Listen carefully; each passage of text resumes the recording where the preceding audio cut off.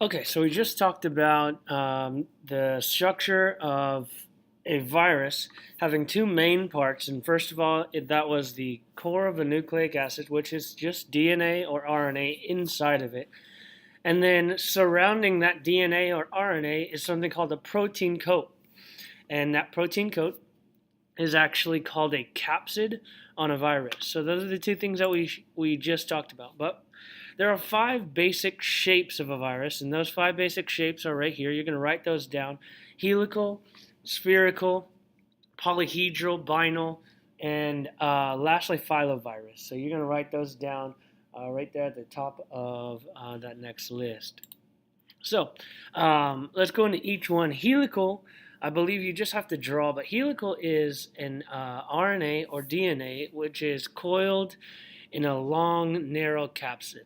So we've got the capsid surrounding the outside, and then on the inside of this is the DNA just coiled on the inside of it. So I'm drawing a coil right through the middle of it, and it looks just like that. This helical type of virus is actually, there's an example called tobacco mosaic virus, and we talked about this earlier with that guy named Stanley Wendell, who he was studying these tobacco plants, found that there was a smaller virus or smaller type of organism that was affecting its growth, and he noticed that it looked like these right here.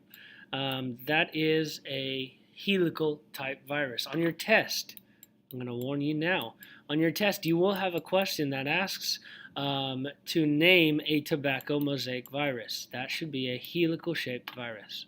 Moving on from here, we've got a spherical one. Spherical makes tells you exactly the shape. It is round. It's got that ball shape, and it is typically studded with receptors. Really quickly, I do want to tell you what these receptors are.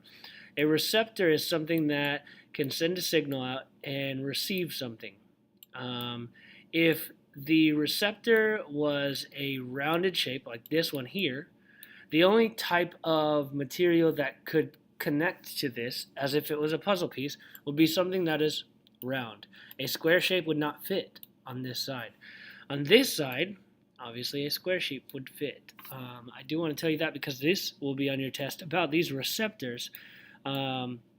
But then also knowing that a spherical type of bacteria or virus, is something like influenza, which is just the flu. So any of you who have had the flu have had a virus that looks like this. Again, they're very, very small. All right, next one is called polyhedral. Polyhedral is geometric, meaning just that it has poly or many, hedral meaning sides. So it has many sides. It's got a weird shape, and something for this example would be called adenovirus, which is just the common cold. Moving on, is our binal shape. The first part of this word, bi, gives it away. It is a two-part shape. It's got a polyhedral capsid. Again, the capsid is where the DNA and RNA is kept. And the helical tail. So it's got two parts, two shapes to it. This example is called a bacteriophage. If you remember from the very first part of our notes, a bacteriophage is just a virus that affects bacteria. It tells you in the name.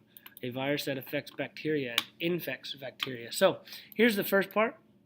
A polyhedral capsid. This is the head, and it is multiple shaped or many-sided. And then lastly, our helical tail is right down here.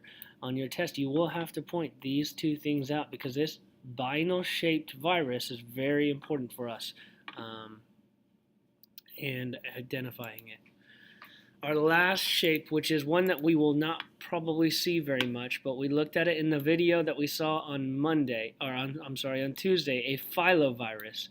No really distinct shape, but it looks like a thread, and it makes loops. That is the Ebola virus. We had an outbreak here last year about Ebola, and our community kind of freaked out about it, hoping that we would not get it, but that is that.